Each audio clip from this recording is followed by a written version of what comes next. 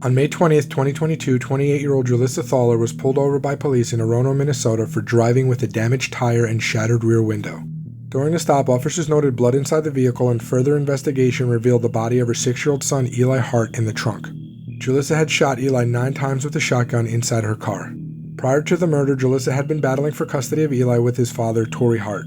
She had initially lost custody in January 2021 after showing signs of psychosis, but by December that same year, a judge allowed him to return to her for a trial homestay. By May of 2022, Julissa had shared custody of Eli once again. Soon after, Julissa had purchased a shotgun and even took lessons on how to use it. Realizing this, Torrey immediately filed for full custody. Julissa decided to end Eli's life as a way to get rid of the stress from the custody battle. She pointed a shotgun at Eli as he was strapped into his car seat and repeatedly fired. Once she was finished, she stuffed his mangled body into her trunk. On February 9, 2023, Julissa Thaler was found guilty of first-degree murder and sentenced to life in prison without parole.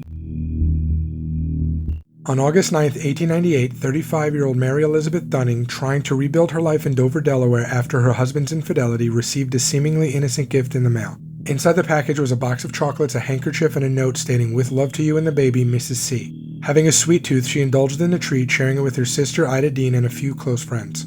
The chocolates had been laced with arsenic and took effect swiftly. Within days, Mary and her sister Ida had died from the poison, while the others, who hadn't consumed as much candy, survived. Prior to this, her husband John Dunning had an affair with an older woman named Cordelia Botkin. This betrayal pushed her to distance herself and her daughter from John, seeking refuge with her father in Dover.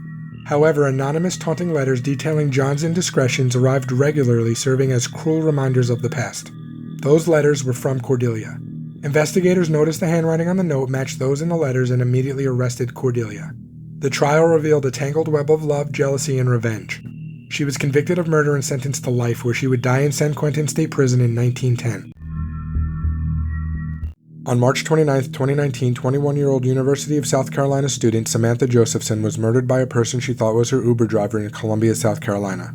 Samantha had been out with friends in a popular nightlife area known as the 5 Points District.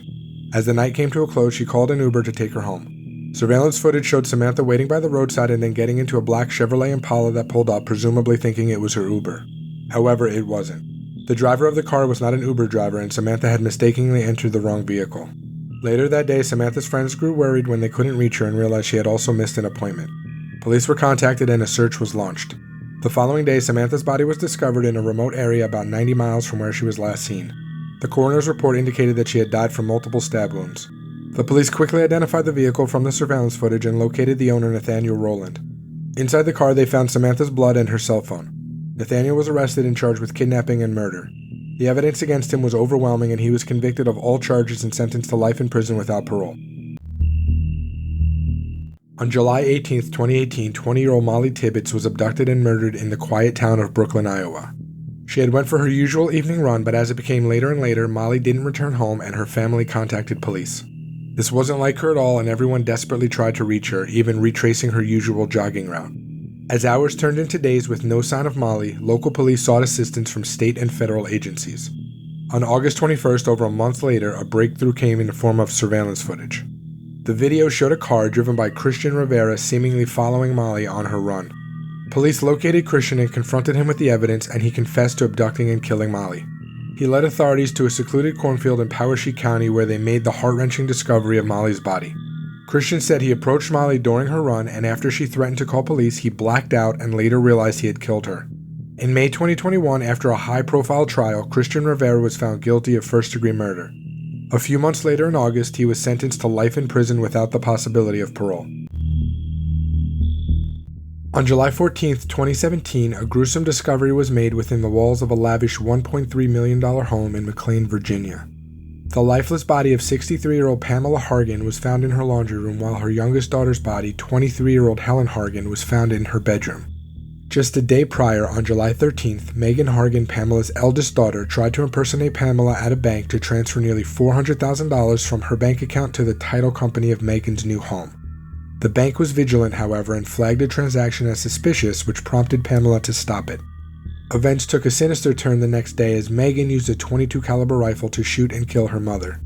At the time of this horrific act, Helen was on a call with her fiancé in Texas.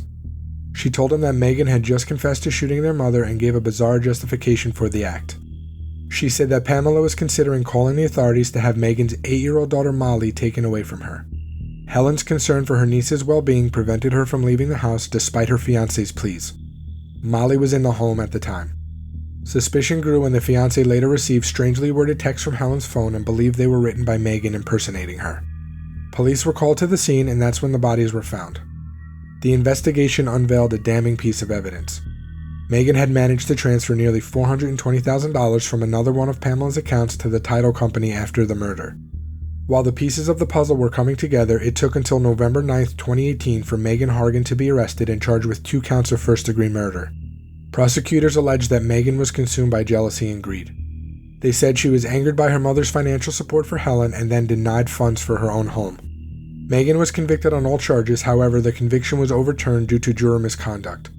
Tasha Nix, one of the jurors, had tested a theory related to the case while she was at home, then shared the findings with the other jurors the following day, jeopardizing the trial's fairness. On September 24, 2023, after a retrial, Megan Hargan was once more found guilty of all charges.